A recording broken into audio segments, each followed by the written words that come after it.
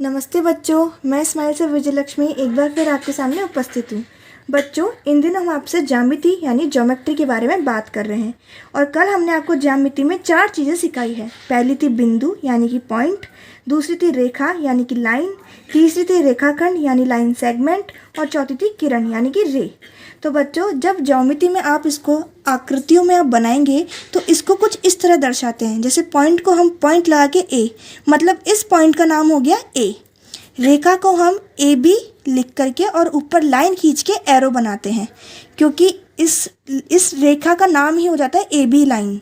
ऐसे रेखाखंड यानी लाइन सेगमेंट को हम ए बी लिख करके ऊपर सिर्फ लाइन खींचिए। इसकी एक निर्धारित नाप होती है, इसलिए इसके आगे एरो नहीं बनते, क्योंकि ये आगे नहीं चलती रहती। इसको जो नाप दी होती है उतने में ही बनती है। ऐसा है चौथा रे। रे एक तरफ बढ़ती है, जैसे कि हमने आपको कल बताया था, तो उसका ए बी करके लाइन खींच के एक तरफ ही एरो लगाना है। अब बच्चों, इसको हम ऐसे बनाते हैं जैसे कि पॉइंट ए को हम नॉर्मल जैसे कि पहले लिखा था वैसे ही पॉइंट ए लिखेंगे। ए बी के ऊपर अगर ऐसे लाइन खींची हुई आती है तो मतलब लाइन बनेगी। तो हम ऐसे लाइन खींच के दोनों साइड एरो बनाएंगे और थोड़ा पहले बिंदु लगाकर उसको ए बी लाइन बोल देंगे, क्योंकि इस लाइन का नाम तो ए बी हो गया, पर ये अनंत तक चल सकती है, इसलिए इसके आगे एरो बनाए हुए हैं। ऐसे ही लाइन सेगमेंट में आप देखोगे तो यहाँ पर एंड कर करके ए बी लिख दिया, मतलब इस लाइन का नाम ए बी हो गया। अब ये इसके आगे और नहीं बढ़ सकती, रेखाखंड होती ही वो लाइन है।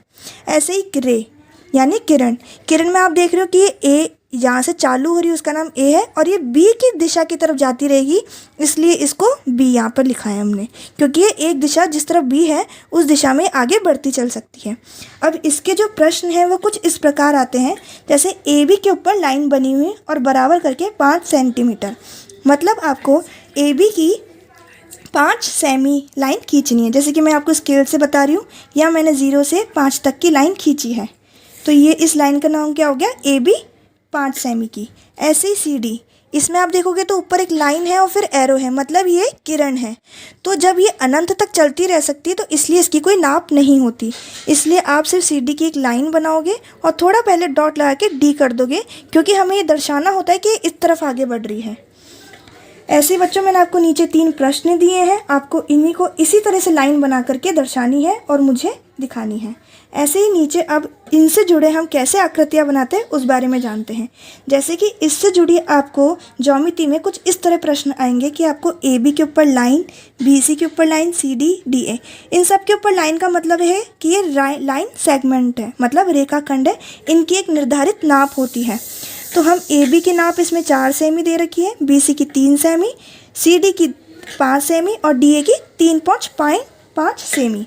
मतलब इसमें जो ए बी लाइन है वो 4 सेंटीमीटर बनानी है, बी सी लाइन है वो 3 सेंटीमीटर बनानी है, सी डी लाइन है वो 5 सेमी बनानी है और डी ए 3.5। इस तरह से इसकी आकृति बन गई। ऐसे ही मैंने दूसरे में आपको एक्स वाई जेड मतलब 3 नाप दे रखी है, तो इसमें तो 4 नाप की ज़रूरत पड़ती है। 3 लाइनें किस में आती है, त्रिभुज में, तो इससे हम त्रिभुज बनाएंगे। तो आपको एक्स वाई 3 सेमी लेके बनाना है, वाई जेड 4 सेमी और जेड एक्स 4 सेमी, ऐसे करके त्रिभुज की आकृति बन जाएगी। नीचे भी आपको 3 नाप दे रखी है, तो इसमें भी त्रिभुज बनेगा, और इसमें 4 नाप दे रखी है, मतलब इसमें भी कुछ आयताकार या कुछ वर्ग में आपको आकृति बनानी रहेगी। तो इस तरह से हम इन चारों चीज़ों को यूज़ करते हैं।